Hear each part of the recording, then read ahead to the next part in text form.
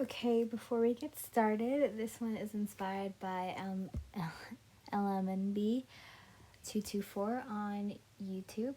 So if she tells me to take this story down, then I have to because it is originally inspired by hers, and a lot of the things will be the same.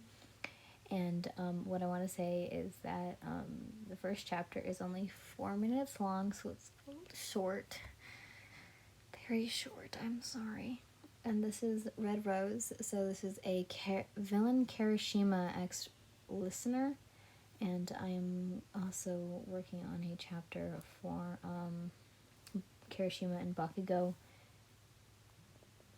listener, which is inspired by a different YouTuber. So, and also if he tells me to take that video down, I will have to, and I will explain it in the video. But let me get on to the video.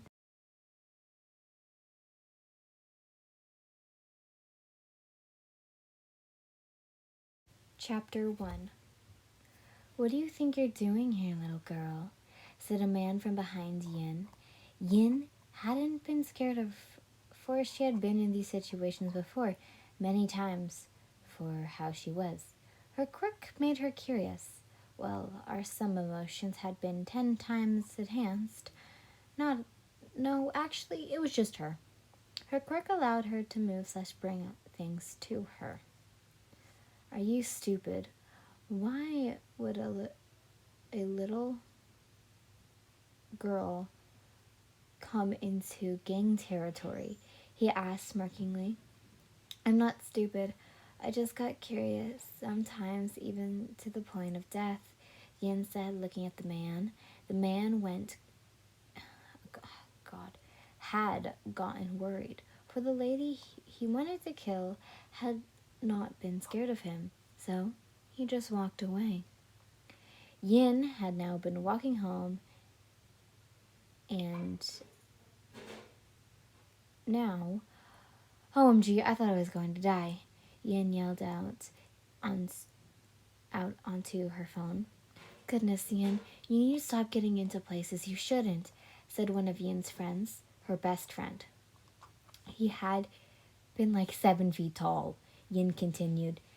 That day she was hoping for, someone else, a man that was known for, killing some people. Yin thought he was hot, very hot. And his hair had been red, with his roots were black. How he acted was different from any other villain Yin had seen. Though she only saw him for a short time, Yin developed feelings for a villain, someone she was not supposed to. Walking home and finally getting there with no more villain attacks, sadly not the one she wanted. Then Yin had gotten a text from one of her friends. "Yin, your birthday is coming soon. What do you soon? What do you want to come out to dinner with us and some others?" They said, making it seem like I wouldn't want to go. The reason why was maybe I could see someone. "Sure," said Yin. That's when they said their goodbyes for the night, and Yin going to bed to sleep off the tired day she had. Thinking of what happened that day, Yin was semi-happy that she didn't die from a villain she didn't care about. Was this weird that she would only let the villain known as, collateral damage kill her for the only reason why? Because he was hot and she liked him? Yes, it was weird. But she didn't care. Feeling how the bed was soft, but she wasn't tired. She felt like getting her favorite drink, and thankfully, the place near her was still open. Getting something out that wasn't pajamas and walking towards the shop, someone had grabbed her from behind. "Not so brave now, princess," he said the same voice from today. "Look at you. I wonder what people would do for you. The heroes will surely not want you, right?" He paused. "Or maybe I can have fun with That's when he fell to the ground, the back of his head gone, looking up to see a very tall man. You knew who it was just by how he was standing. There, there he was in all his glory. Collateral damage. You could tell by his hair, and well, look at his body. How do you put this? Well, fucking hot. Sorry, Lord, but I got to. I would literally have his kids and not care. That's how hot I thought of him. That's when he talked. It's not manly to use women, he said, stomping on the now dead man's spine. Wow, you're hot, was all Yin said, with not realizing. But when she did, she slapped a hand over her mouth. I didn't mean that like, yeah, you're hot, but, ugh, is all she said with collateral damage just looking at her, and were in a worried but what the hell type of face. Did he hear right? She called him hot, and at that time the police had arrived. Maybe because of the screams that Yin produced.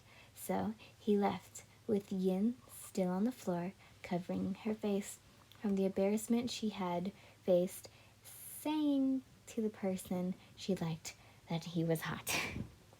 The police found her with the man dead, checking the girl. She did not have the right quirk that could have done that. They knew that there was only one person with that strength to gouge out someone's head, collateral damage. So the police had to keep an eye on Yin. For what if collateral damage wanted to kill her because she saw him? Yin was also not allowed to go out for the reason, but she snuck out of the window in her bathroom, because who the heck would someone look into a bathroom window? That would be very weird. Making her way to the corner store, she found herself looking at candy. That's when was, oh my gosh, walking in a tall man. He had a hoodie on and going to the drinks. He grabbed her favorite drink. Wait, does he like it too? Going over to the man, Yin asked if he could get her one as well. He did, and noticed who you were. You walked over to the counter, taking out his money. You realized that he didn't have enough. Sorry, sir, but you're $2 short, the cashier said. Hey, add my stuff, I'll pay, Yin said, walking up to the counter, putting her stuff on the counter. Okay, ma'am, the cashier said, then Yin handed over the money.